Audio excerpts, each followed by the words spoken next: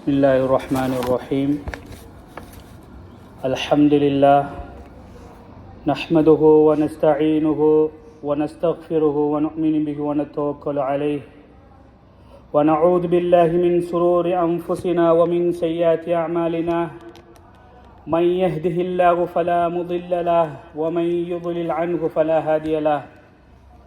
وأشهد أن لا إله إلا الله وأشهد أن محمدا عبده ورسوله.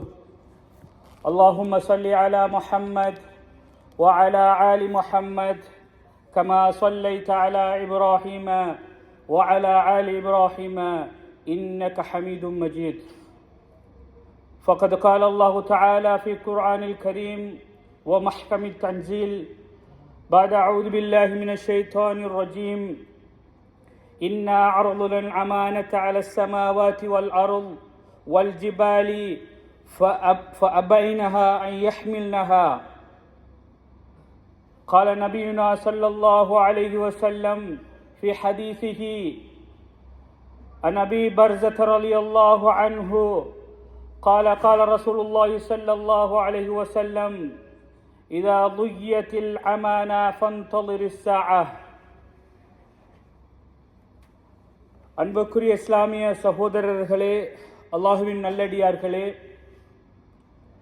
அல்லாஹுடைய ஏவலை ஏற்று அல்லாஹுடைய மாளிகையை நோக்கி வருகை தந்து கொண்டிருக்கும் அல்லாஹுடைய நல்லடியார்களே, அன்பின் இஸ்லாமிய சகோதரர்களே, அல்லாஹுவால் இந்த மனிதனை படைத்து இந்த மனிதனுக்கு பல வகையான ஏவல்களை அல்லாஹு தாலா இந்த உலகத்துக்கு அனுப்பியிருக்கிறான். அந்த ஏவலில் ஒரு முக்கியமான ஒரு ஏவலாக அல் அமானா, அமானிதம் என்ற ஒரு ஏவலை அல்லாஹு தாலா எமக்கு ஏவி அனுப்பியிருக்கின்றான். அந்த அமானிதம் என்ற ஏவலை ஏற்றது அல்லாஹுவிடம் அந்த அமானிதத்தை எங்களுக்கு தாருங்கள் என்று கேட்டது மனிதர்கள்தான். அதனால் தான் அல்லாஹு தாலா அந்த அமானிதம் என்ற ஏவலை எம்பால் ஏவி இருக்கின்றான். அன்புக்குரிய இஸ்லாமிய சகோதரர்களே, இன்று நாம் இந்த அமானிதம் என்ற விடயத்தை அல்லாஹுவிடம் நாங்கள் பாதுகாப்போம், நாங்கள் ஏற்றுக்கொள்வோம் என்று ஏற்று வந்த விடயத்தை இன்று நாங்கள் உதாசீனம் செய்து கொண்டு இந்த உலகத்திலே வாழ்ந்து கொண்டிருக்கின்றோம். இந்த உலகம் மிக குறுகியது. இந்த உலகத்தில் நாங்கள் வாழ்வதற்கு வந்தவர்கள் அல்ல என்று நபி ஸல்லல்லாஹு அலைஹி வஸல்லம் அவர்கள் எமக்கு பல வகையான வார்த்தைகள் மூலமாக எமக்கு அருளியிருக்கின்றார்கள். ஆனால் இன்று நாங்கள் அதை நிராகரித்தவர்களாகவே எமது வாழ்க்கையை வாழ்ந்து கொண்டிருக்கின்றோம். அன்புக்குரிய இஸ்லாமிய சகோதரர்களே, அல்லாஹுவின் நல்லடியார்களே, அல்லாஹு தஆலா அவருடைய அல்பரியான் திருமறையிலே குறிப்பிடுகின்றான்: இன்னா அர்துலன் அமானத அலஸ் ஸமாவாதி வல் அர்து வல் ஜிபால். நாங்கள் வானத்திடமும் மலையிடமும் பூமியிடமும் கேட்டோம் இந்த அமானிதத்தை பொறுப்பெடுக்குமாறு. அல்லாஹு தஆலா வானத்திடமும் பூமியிடத்திலும் கேட்கின்றான் இந்த அமானிதத்தை பொறுப்பெடுக்குமாறு. ஐ யஹ்மில்னஹா ஃபஅஷ்ஃபக்னா மின்ஹா வஹமலஹா. அந்த வானமும் பூமியும் மலையும் தடுத்து விட்டது, எமக்கு வேண்டாம் யா அல்லாஹ். வஹமலஹல் இன்சான். அந்த பொறுப்பை, அந்த அமானிதம் என்ற பொறுப்பை மனிதன் சுமந்து கொண்டான். இன்னஹு கான வலூமன் ஜஹூலா. அவன் அறியாத மடையனாக, அறியாதவனாக அந்த பொறுப்பை ஏற்றுக்கொண்டான் என்று அல்லாஹு தஆலா அவனுடைய அருமறையான் திருமறையிலே குறிப்பிடுகின்றான். அன்புக்குரியவர்களே, எமதுடைய அவசர புத்தி இந்த வசனத்தின் மூலமாக அல்லாஹு தஆலா மனிதன் அவசரப்பட்டவன், அவசரத்தினால் படைக்கப்பட்டவன் என்று கூறிய விடயம் இந்த வசனத்தின் மூலமாக எனக்கு விளங்குகிறது. எனவே அமானிதத்தை மனிதன் பொறுப்படுத்திக் கொண்டதன் பின்னால் எல்லா வகையான பொறுப்புகளும், நீங்கள் உங்களுடைய தாயில், நாம் எங்களுடைய தாயுடைய வயிற்றிலிருந்து பிறந்த பிள்ளை இருந்து மௌத்தாயி கபர் போகும் வரைக்கும் அந்த அமானிதம் என்ற ஒரு உருவம் எம்முள் இருக்க வேண்டும். ஏன் நாங்கள் பிள்ளையாக இருக்கின்ற பொழுதோ நிச்சயமாக எமது பிள்ளை பருவத்தை, எமது சிறு பராயத்தை ஒரு அமானிதமாக பாதுகாக்க வேண்டும். அதே போன்று எமது வாலிப பருவத்தை அடைந்த பின்னாலும் எமது வாலிப பருவம் ஒரு அமானிதம். அந்த அமானிதத்தை எவ்வாறு பாதுகாப்பது? அல்லாஹ் ரசூல் கூறிய பிரகாரம் அந்த வாலிப பருவத்தை நாங்கள் அமைத்துக் கொள்ள வேண்டும். அன்புக்குரியவர்களே, அது மாத்திரமல்ல, பெற்றோருக்கு கட்டுப்படுகின்ற விடயம் இருக்கின்றது அல்லவா, அதுவும் ஒரு அமானிதமாகத்தான் இருக்கின்றது. பெற்றோருக்கு நாங்கள் எவ்வாறான வழிமுறைகளை காட்டிக் கொடுக்கின்றோம்? நல்ல வழிமுறைகளை காட்டிக் கொடுக்கின்றோமா? பெற்றோர்கள் எமக்கு நல்ல வழிமுறைகளை காட்டித் தருகின்றார்களா என்பதும் ஒரு அமானிதமாகத்தான் இருக்கின்றது. அதே போன்று பிள்ளைகளுடைய விடயத்திலும் மிக மிக கண்ணியமாக பெற்றோர்களும் நடந்து கொள்ள வேண்டும். இன்று நாங்கள் இருக்கின்றவர்கள் அதிகமானவர்கள் பெற்றோருடைய அந்தஸ்தை அடைந்தவர்கள். எமது பிள்ளைகளுடைய விடயத்தில் நாங்கள் மிக மிக கவனமாக நடந்து கொள்ள வேண்டும். இன்று நவீனத்தை நோக்கி நடந்து கொண்டிருக்கின்ற காலம் இது. நவீனத்தை நோக்கி நகர்ந்து கொண்டிருக்கின்ற காலம். இந்த காலத்தில் நாங்கள் எமது பிள்ளைகளுக்கு எதை கொடுக்கின்றோம்? துனியாவுடைய அறிவை கொடுக்கின்றோமா அல்லது ஆகிரத்துடைய அறிவை கொடுக்கின்றோமா என்பதில் மிக கவனமாக நாங்கள் இருந்து கொள்ள வேண்டும். அன்புக்குரியவர்களே, இது பெற்றோர்கள் மீது அமானிதமாக இருக்கின்றது. அன்புக்குரிய இஸ்லாமிய சகோதரர்களே, இஸ்லாம் பல வகையான ஆதாரங்களை குறிப்பிடுகின்றது. ஆண் பிள்ளையை எவ்வாறு வளர்க்க வேண்டும் என்று ஆதாரம் அல் குர்ஆனிலே இருக்கின்றது. லுக்மான் அலைஹிஸ்ஸலாம் அவர்களுடைய வரலாற்றை படியுங்கள். எவ்வாறு ஒரு ஆண் பிள்ளையை வளர்க்க வேண்டும் என்று உங்களுக்கு புரியும். அதே போன்று ஒரு பெண் பிள்ளையை நீங்கள் வளர்க்க வேண்டுமா? ஆயிஷா ரலியல்லாஹு அன்ஹா, ஃபாத்திமா ரலியல்லாஹு அன்ஹா அவருடைய வரலாற்றை படியுங்கள். உங்களுடைய பெண் பிள்ளைகளை நீங்கள் வளர்த்துக் கொள்வீர்கள் அல்லாஹ்வுடைய ஏவலின் பிரகாரம். அன்புக்குரிய இஸ்லாமிய சகோதரர்களே, அல்லாஹ்வின் நல்லடியார்களே, சிந்தனை செய்யுங்கள். இந்த அமானிதம் என்ற விடயம் மிகவும் மிகவும் பாரதூரமாக அல்லாஹு தாலாவால் நாங்கள் ஏற்றுக்கொண்ட விடயமாக இருக்கின்றது. அதே போன்று அல்லாஹு தாலா குறிப்பிடுகின்றான், எமக்கு இறக்கப்பட்ட அல் குர்ஆன் இருக்கிறது அல்லவா, அதுவும் ஒரு அமானிதமாகும். ஆனால் இந்த அல் குர்ஆனை நாங்கள் மிக மிக கேவலமான முறையில் தான் இன்று நாங்கள் எங்களுடைய வாழ்க்கையில் அமுல்படுத்திக் கொண்டிருக்கின்றோம். அதை அல்லாஹு தஆலா அருள்மறையான் திருமறையில் குறிப்பிடுகின்றான். லவ் அன்ஸல்னா ஹாதல் குர்ஆன, நான் இந்த குர்ஆனை இறக்கி இருந்தால் அலா ஜபலின் லரஐதஹு காஷிஅன் முத்தஸத்திஅன் அன் கஷியத்தில்லாஹ், நான் இந்த குர்ஆனை ஒரு மலையின் மீது இறக்கி இருந்தால் காஷிஅன் முத்தஸத்திஅன் மின் கஷியத்தில்லாஹ், அந்த குர்ஆன் கொடுக்கின்ற படிப்பினைகள், அந்த உதாரணங்களை பார்த்து நடுங்கி அது அடிந்துவிடும். அந்த அளவுக்கு மழை பாய்ந்தது அல்லாஹ்வுடைய குர்ஆனை ஏற்பதற்கு, அல்லாஹ்வுடைய குர்ஆனான அமானிதத்தை ஏற்பதற்கு. நாங்கள் சாதாரணமாக ஏற்றுவிட்டோம். இன்று எங்களுடைய வாழ்க்கையில் அந்த குர்ஆன் இருக்கின்றதா? அன்புக்குரியவர்களே, அன்புக்குரிய இஸ்லாமிய சகோதரர்களே, நாங்கள் சிந்திக்க வேண்டும். நாங்கள் நலவை செய்ய வேண்டும். எது வேண்டும் என்றாலும் நாங்கள் நலவை செய்ய வேண்டும். யாருக்கும் அச்சப்பட வேண்டிய அவசியம் இல்லை. அல்லாஹ் ஒருவன் இருக்கின்றான். நலவை செய்வோம், நலவை நமக்கு கிட்டும் என்ற எண்ணத்தில் நாங்கள் வாழ வேண்டும். அன்புக்குரியவர்களே, இந்த விடயத்தில் நாங்கள் மிக மிக கண்ணியமான முறையில் நடந்து கொள்ள வேண்டும். அதனை போன்று இன்னும் ஒரு அமானிதமாக எமக்கு பொறுப்பாக்கப்பட்ட பொறுப்புகள், பெற்றோர் என்ற ரீதியில், பிள்ளை என்ற ரீதியில், கணவன் என்ற ரீதியில், எல்லா வகையான ரீதியிலும் எமக்கு பொறுப்பாக்கப்பட்டிருக்கின்ற பொறுப்புகளுக்கு நாங்கள் தான் பொறுப்பாளர்கள். அதை நபியுல்லாஹி ஸல்லல்லாஹு அலைஹி வஸல்லம் அவர்களுடைய அருமறையாம் திருமறையிலே குறிப்பிடுகின்றார்கள். எவ்வாறு? குல்லுக்கும் ராஇன் வ குல்லுக்கும் மஸ்ஊலுன் அன் ரஅய்யதிஹி, நீங்கள் அனைவரும்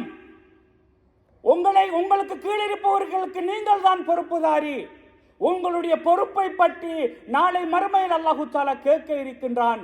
எனவே உங்களுடைய பொறுப்பை நீங்கள் கண்ணியமாக நடந்து கொள்ளுங்கள். குறிப்பாக பெற்றோர் பிள்ளைகளுடைய விடயத்தில் மிக கண்ணியமாக நடந்து கொள்ளுங்கள்.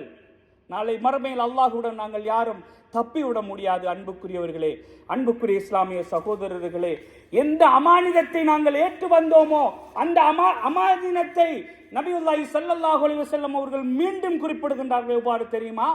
4 விடயங்களை குறிப்பிடுகின்றார்கள். லா தஸூல கதம அப்தின் யௌமல் கியாமா ஹத்தா யுஸ்அல அன் உம்ரிஹி ஃபீமா அஃப்னாஹு. وعن علمه فيما فعل وعن ماله من أين اكتسبه وفيما أنفقه وعن جسمه فيما أبلاه. இந்த 4 விடயங்கள் லா தஸூலு கதமா அபதின் யௌமல் கியாமா, ஒரு மறுமை நாளில் ஒரு அடியானுடைய கால் நகராது. இந்த 4 விடயங்களுக்கும் பதில் அளிக்காத வரைக்கும் அவனுடைய கார் ஒரு சான் கூட நகராது. அதில் முதலாவது நபி ஸல்லல்லாஹு அலைஹி வஸல்லம் அவர்கள் குறிப்பிடுகின்றார்கள், அன் உம்ரிஹி ஃபீமா அன்ஃபா, அவன் இந்த உலகத்தில் வாழ்ந்து கழித்த காலங்கள், இந்த உலகத்தில் நீ எவ்வாறு வாழ்ந்தாய்? என்னுடைய அல் குர்ஆனை ஏற்று நடத்தியா? நான் கூறிய விடயங்களை ஏற்று நடத்தியா? நபி ஸல்லல்லாஹு அலைஹி வஸல்லம் அவர்கள் கூறிய விடயங்களை உன்னுடைய வாழ்வில் ஏற்றியா என்ற கேள்விக்கு பதில் சொல்லாத வரைக்கும் நாங்கள் ஒரு அடி கூட எடுத்து வைக்க முடியாது. அதே போன்று வான் இல்மிகி ஃபீமா ஃபஅல, அல்லாஹ் தஆலா அவனுக்கு வழங்கிய அறிவு, இந்த அறிவை பற்றியும் அல்லாஹ் தஆலா நாளை மறுமையில் கேட்க இருக்கின்றான். அன்புக்குரியவர்களே, இந்த அறிவு எப்படி இருக்க வேண்டும் தெரியுமா? தஃப்சீருடைய உலமாக்கள் குறிப்பிடுகின்றார்கள், அல்லாஹ் ரசூல் விளக்கிய விடயங்களை அவனுடைய மண்டைக்கு அவனுடைய புத்திக்கு படுகின்றதோ அதை விளக்கி நடப்பவனாக இருந்தால் அவனுடைய அறிவு பூரணப்படுத்தப்பட்ட அறிவு என்று தஃப்சீருடைய உலமாக்கள் குறிப்பிடுகின்றார்கள். எனவே அந்த அறிவை நாங்கள் அல்லாஹ் ரசூல் வழங்கிய பிரகாரம் அந்த அறிவை நாங்கள் எங்களுடைய வழிவை அமைத்தால் நிச்சயமாக நாங்கள் அந்த கேள்விக்கு விடை கொடுத்து விட்டு நகர முடியும். அதே போன்று வன்மாலிகி மின் ஐனக்தஸப, பணக்காரர் இருக்கின்றார்கள், அல்லாஹ் தஆலா அவனுக்கு பொருளாதாரத்தை வழங்கி இருக்கின்றான், பல சொத்துக்களை வழங்கி இருக்கின்றான். மின் ஐனக்தஸபஹு, அந்த சொத்தை அந்த செல்வத்தை அவன் எங்கே செலவு செய்தான்?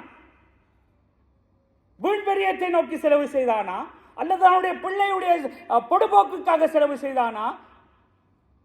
இன்று பெற்றோர்களை நாங்கள் பார்க்கின்றோம், தன்னுடைய பிள்ளை ஹராமானது கேட்டால் கூட தைரியமாக வாங்கி கொடுத்து விடுவார்கள். ஏன்? என்னுடைய பிள்ளை, என்னுடைய பாச பிள்ளை, என்னை பிள்ளைக்காக நான் கொடுக்க வேண்டும். அதை அல்லாஹ் தஆலா நாளை மறுமையில் அந்த கேள்வியை கேட்பான் என்பதை ஆதாரபூர்வமாக நபியுல்லாஹி ஸல்லல்லாஹு அலைஹி வஸல்லம் அவர்கள் குறிப்பிடுகின்றார்கள். அன்புக்குரியவர்களே, அதே போன்று அன்ஜிஸ்மிகி ஃபீமா அப்லா, ஆரோக்கியமாக இருந்த நிலையில் அவனுடைய உடம்பை அவன் எவ்வாறு கழித்தான்? இந்த கேள்வி மிக மிக முக்கியமானதாக இருக்கின்றது. நாங்கள் ஆரோக்கியமாக இருக்கின்ற நேரத்தில் அல்லாஹ் செய்கின்ற அத்தனை இபாதத்துகளையும் செய்து முடிக்க வேண்டும் என்பதை நபியுல்லாஹி ஸல்லல்லாஹு அலைஹி வஸல்லம் அவர்கள் குறிப்பிடுகின்றார்கள். அன்புக்குரிய இஸ்லாமிய சகோதரர்களே, இவ்வாறான விடயங்களை நாங்கள் எங்களுடைய வாழ்க்கையில் எடுத்து நடக்காத வரைக்கும் நாங்கள் நாளை மறுமையில் இந்த 4 விடயங்களுக்கு பதில் சொல்லாத வரைக்கும் நாங்கள் மஹ்ஷருடைய மைதானத்தில் ஒரு சான் கூட எடுத்து வைக்க முடியாது. அதே போன்று இந்த அமானிதத்தை பற்றி நபி ஸல்லல்லாஹு அலைஹி வஸல்லம் அவர்கள் குறிப்பிடுகின்றார்கள், நான் இவ்வளவு நேரமும் குறிப்பிட்ட அமானிதம் எமக்கு சாட்டப்பட்ட அமானிதம். இன்னும் ஒரு அமானிதம் இருக்கின்றது, கொடுக்கல் வாங்கல் சம்பந்தப்பட்ட அமானிதம். அது தனி தலைப்பாகத்தான் அதை பேச வேண்டும். இந்த அமானிதம் மனிதன் மீது சாட்டப்பட்ட அமானிதத்தை பற்றி தான் பேசுகின்றேன். நபி ஸல்லல்லாஹு அலைஹி வஸல்லம் அவர்களுடைய காலத்தில் ஒரு சம்பவம் நடைபெறுகின்றது. ஃபத்ஹு மக்கா வெற்றி கொள்ளப்படுகின்றது. நபி ஸல்லல்லாஹு அலைஹி வஸல்லம் மிக நீண்ட காலமாக காத்து கொண்டிருந்த விடயம் நடைபெறுகின்றது, மக்காவுடைய வெற்றி. உடனே நபி ஸல்லல்லாஹு அலைஹி வஸல்லம் அவர்கள் செல்கின்றார்கள். உடனே கஅபத்துல்லாவை கண்டவுடன் ரசூலுல்லாஹி ஸல்லல்லாஹு அலைஹி வஸல்லம் அவர்களுக்கு ஒரு ஆசை வருகின்றது, அந்த கஅபாவில் நான் தொழ வேண்டும் என்று. ஆனால் ரசூலுல்லாஹி ஸல்லல்லாஹு அலைஹி வஸல்லம் அவர்களிடம் அந்த சாவி இருக்கவில்லை, அந்த திறவுகோல் இருக்கவில்லை. அந்த திறவுகோல் யாரிடம் இருந்தது? பனு ஷைபா என்று செல்கின்ற கூட்டத்தில் உஸ்மான் இப்னு தல்ஹா என்கின்ற அந்த காலத்தில் காஃபிராக இருந்தவரிடத்தில் அந்த சாவி இருக்கின்றது. உடனே நபி ஸல்லல்லாஹு அலைஹி வஸல்லம் அவர்கள் குறிப்பிடுகிறார்கள், அலி ரலியல்லாஹு அன்ஹு அவர்கள் அழைத்து, அலியே அந்த சாவியை எடுத்து வாருங்கள், நான் காபத்துல்லாவில் தொழ வேண்டும் என்று. உடனே அலி ரலியல்லாஹு அன்ஹு ஓடோடி சென்று அவனை பிடித்து அந்த சாவியை பறித்து கொண்டு வருகின்றார்கள். குறைஷிகள் எல்லாம் மக்காவை விட்டு வெளியேறி விட்டார்கள், யாருமே காபீர்களாக அங்கு இல்லை. மக்காவுடைய வெற்றிக்கு பின்னால் அந்த சாவியை எடுத்து வந்தவுடன் அல்லாஹு தஆலா சும்மா இருக்கவில்லை. அன்புக்குரியவர்களே, உடனே அந்த சாவியை உஸ்மான் இப்னு தல்ஹா ரலியல்லாஹு அன்ஹு அவருடைய கையில் இருந்து எடுத்த உடனே அல் குர்ஆன் வசனத்தை அல்லாஹு தஆலா இறக்குகின்றான், இன்னல்லாஹ யஅமுருக்கும் அன் துஅத்து அமானாத்தி இலா அஹ்லிஹா. நீங்கள் உங்களுடைய குடும்பம், உங்களுடைய சமுதாயத்தில் நீங்கள் வழங்கப்பட்ட அமானிதங்களை, அந்த பொறுப்பை நீங்கள் மீறிவிட வேண்டாம். இதா ஹக்கம்தும் பைனன் நாஸி, நீங்கள் மனிதருக்கு மத்தியில் நீதி வழங்க விரும்பினால் அன் தஹ்குமு பில் அத்ல், நீதமான முறையில் நீங்கள் நீதி வழங்குங்கள் என்று அல்லாஹ்வுடைய வசனம் இறங்கிய உடனே நபி ஸல்லல்லாஹு அலைஹி வஸல்லம் அவர்களுக்கு அச்சம் ஏற்படுகின்றது. உடனே அலி ரலியல்லாஹு அன்ஹு அவர்கள் அழைத்து சொல்கின்றார்கள், அந்த சஹாபி அழைத்து, அந்த குறைஷி காபிரை அழைத்து வாருங்கள் என்று கூறிவிட்டு நபி ஸல்லல்லாஹு அலைஹி வஸல்லம் அவர்கள் அந்த சாவியை அந்த காபிரிடம் கையிலே கொடுத்துவிட்டு, மஹ்ஷர் யௌமுல் கியாமா நாள் வரும் வரைக்கும் நீங்கள் தான் இந்த சாவிக்கு பொறுப்புதாரியாக இருந்து கொள்ளுங்கள் என்று கூறி நபி ஸல்லல்லாஹு அலைஹி வஸல்லம் அவர்கள் இந்த அமானிதத்தை அந்த சஹாபியிடம் பொறுப்பு கொடுக்கிறார்கள். அன்புக்குரியவர்களே, காஃபிராக இருந்தாலும் நாங்கள் இந்த அமானிதத்தை பாதுகாக்க வேண்டும். அதை பின்தொடர்ந்து ரசூலுல்லாஹி ஸல்லல்லாஹு அலைஹி வஸல்லம் அவர்கள் குறிப்பிடுகிறார்கள், இதா துய்யத்தில் அமானா ஃபன்ததிரி ஸஆ, அமானிதங்கள் எங்கே மீறப்படுகின்றதோ, அமானிதங்கள் எங்கே மோசடி நடைபெறுகின்றதோ, ஃபன்ததிரி ஸஆ, மறுமை நாளை எதிர்பாருங்கள் என்று நபி ஸல்லல்லாஹு அலைஹி வஸல்லம் குறிப்பிடுகின்றார்கள். எனவே அன்புக்குரியவர்களே, அன்புக்குரிய இஸ்லாமிய சகோதரர்களே, நாங்கள் எங்களுடைய வாழ்க்கையில் இந்த அமானிதம் என்ற விடயத்தை, எமக்கு பொறுப்பாக்கப்பட்ட, நாம் அல்லாஹ்வுடன் கேட்டு பெற்றுக்கொண்ட இந்த அமானிதத்தை எங்களுடைய வாழ்க்கையில் அல் குர்ஆன் ரசூல் கூறிய வழியில் அமைத்துக் கொள்வதற்கு எல்லாம் வல்ல அல்லாஹு தஆலா எனக்கும் உங்களுக்கும் தௌஃபீக் செய்வானாக. வ ஆகிரு தஅவானா அல்ஹம்துலில்லாஹி ரப்பில் ஆலமீன்.